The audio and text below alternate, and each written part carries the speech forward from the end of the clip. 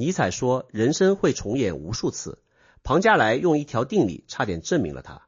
设想有一天深夜，一个恶魔钻进你最孤独的角落，对你说，你现在过的这一生，你必须再过一次，而且是无数次，没有任何新东西，每一次疼痛，每一个念头，每一声叹息，连同此刻你正盯着这个屏幕的这一秒，都会以完全相同的顺序一遍又一遍的回来。你听到这句话，是会瘫倒在地，咬牙诅咒这个恶魔，还是会回答他一句，太好了，再来一次？说这段话的是尼采，而就在他写下这段话8年之后，一个法国数学家用一条冷冰冰的物理定理，差一点点就把这个恶魔的预言给证明了。Hello， 大家好，我是王立杰。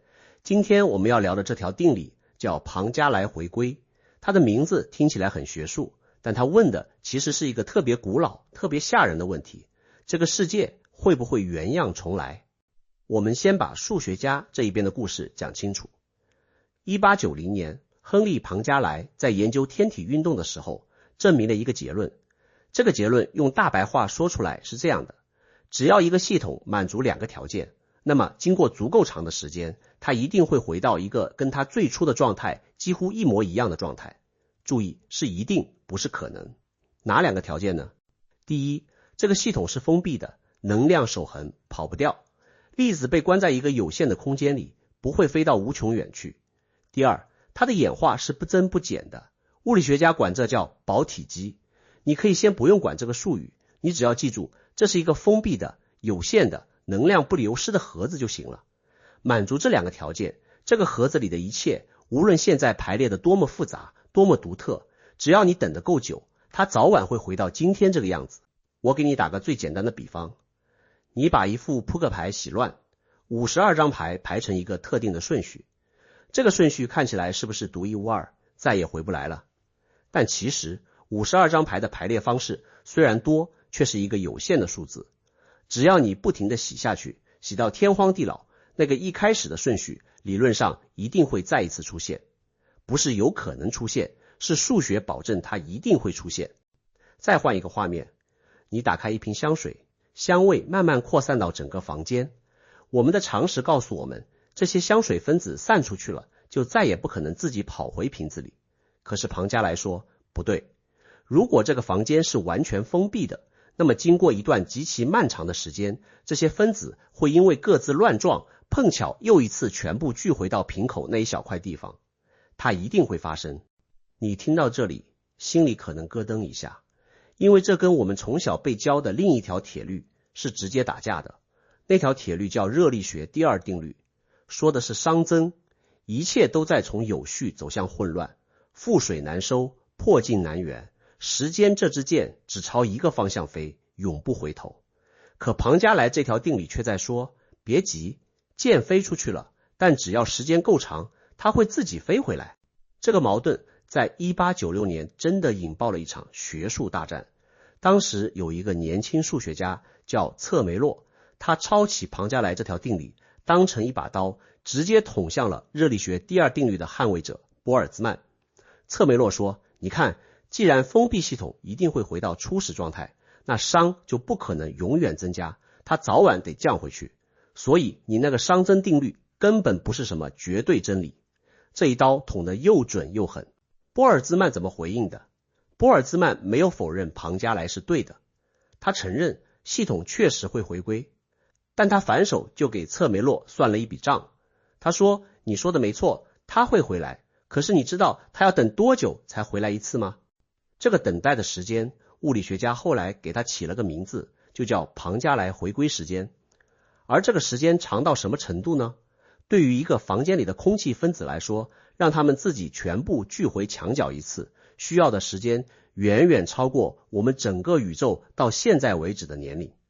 不是超过一点点，是超过到一个你根本无法想象的地步。后来的物理学家做过更夸张的估算，如果把我们今天观测到的这整个宇宙当成那个封闭的盒子，让它回归到此刻这个状态一次，需要等待的时间大约是10的10次方，再套一个123次方那么多年。我没法把这个数字念出来，因为它根本写不下。它不是10000亿年，也不是10000亿万亿年，它是一个塔一样叠起来的指数，大到宇宙的年龄在它面前连一粒灰尘都算不上。所以波尔兹曼的意思是，兄弟，你说的回归在数学上没错，但在物理上它等于永远不会发生。你这辈子等不到，太阳系等不到，整个宇宙烧成灰都等不到。这场仗波尔兹曼用一个天文数字赢了，庞加莱回归被请回了书架，成了一条正确但没用的定理。到这儿故事好像就结束了，一个数学上成立，现实中永不兑现的承诺。但是我们今天这期不是讲物理的，我们要回到开头那个恶魔，回到尼采。尼采写下永恒复返这个念头是在1882年，比庞加莱的定理还早了整整8年。他不是物理学家，他没有相空间，没有刘维尔定理，他靠的是一个纯粹的哲学推演。如果构成世界的物质是有限的，如果能量既不会凭空产生，也不会凭空消失，而时间又是无限的，那么有限的状态在无限的时间里反复洗牌，就必然会重复，一切都会回来，包括你，包括此刻。你看尼采和庞加莱，一个用诗一样的语言，一个用数学的语言，几乎在同一个时间从2个完全不同的方向摸到了同一块石头。但尼采真正想问的从来不是宇宙到底会不会重来，他想问的是，如果它真的会重来，你受得了吗？这就是他说的最重之物。永恒复返对尼采来说不是一个天文学预言，而是一块压在你胸口的试金石。他逼着你看清楚，你现在过的这一天，如果要你一字不改的永远的冲过下去，你是会绝望还是会感激？如果你一想到要把今天再过10000次就觉得恶心，那说明你今天过得不对。如果你能坦然地说一句再来一次，那才说明你真正活过了这一天。讲到这里，我想给这个古老的命题再拧一道我们这个频道最关心的弯。这道弯是关于意识的。我想问一个尼采和庞加莱都没细想的问题，那个重演的你会知道自己在重演吗？答案是不会。你想啊，庞加莱回归的条件是回到几乎一模一样的状态，而你的记忆，你这一刻脑子里所有的念头本身就是这个系统状态的一部分。当宇宙回归到此刻这一帧，你的记忆也被一并重置了。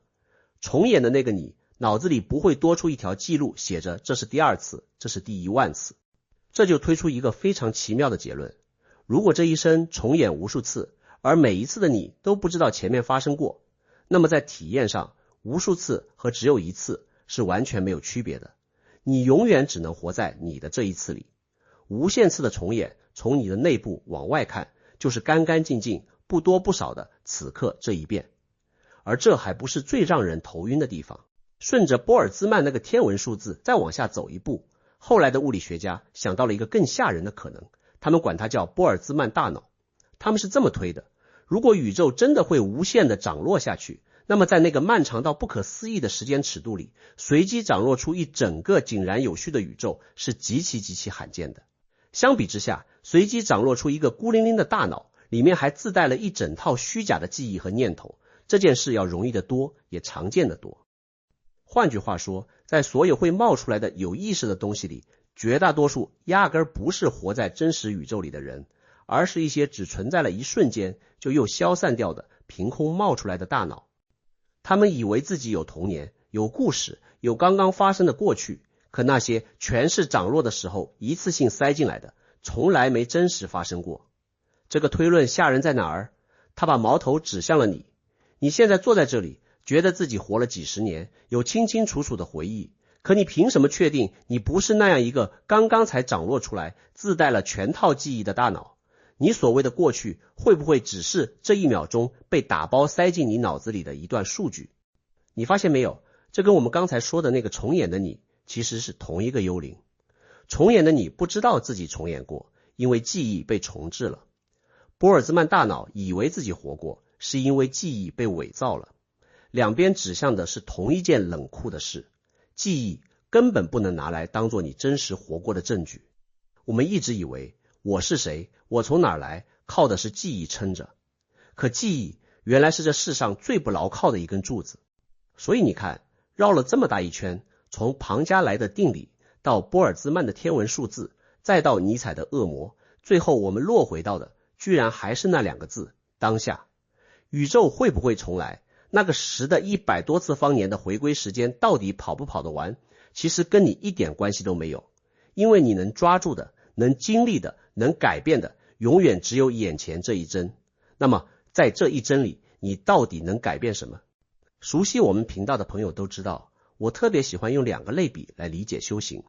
一个是把佛学唯识中讲的种子对应到人工智能大模型里的参数，另一个是把觉察对应到量子力学里的观测。今天这个永恒复返的命题恰好能把这2个类比串起来。庞加莱回归讲的那个初始状态，那个让整个宇宙不断回归的设定，你可以把它理解成宇宙的底层代码。这套代码你改不了，你改不了物理定律，改不了你出生的时代，改不了已经发生的过去。从这个角度看，人确实像是被一段早就写好的程序推着往前走，自动驾驶，一针接一针。但是你能改的是你自己这个模型的参数。每一次你真正觉察到自己，觉察到一个念头正在升起，觉察到一股情绪正在接管你，觉察到你又一次掉进了那个熟悉的自动重播的反应里，在那个觉察发生的瞬间，你就不再是单纯被剧本推着走的演员了，你成了那个在观察自己的人，而观察这个动作本身就在悄悄改写你的参数。这就是为什么我说觉察很像量子力学里的观测。在你不觉察的时候，你的反应模式像叠加态一样，按着默认的概率自动运行。你被人说一句难听的话，怒火就自动升起来，分毫不差，跟昨天一模一样，跟10000次重演里的每一次都一模一样。可是当你开始观察这股怒火，你这一观察就介入了它的坍缩，它往哪个方向去，开始变得不一样了。所以永恒复返这个念头最深的那一层，根本不是在吓唬你说未来有无数次，它是在提醒你，既然你能经历的只有此刻这一次，既然连记忆都不会跨过那道回归的门，那这一针你是浑浑噩噩的让它自动播完，还是清清醒醒的亲手把它过一遍？你改不了宇宙的剧本，但你可以在自动重演的剧本里手动微调你自己的这一针。这一针调正了，哪怕你之后又调回自动驾驶，你这个模型驶向的方向已经悄悄不同了。那个深夜的恶魔问你愿不愿意再过一次，其实他问错了。你不用回答未来的无数次，你只需要回答此刻这一次。你醒着吗？我是王立杰，我们下期见。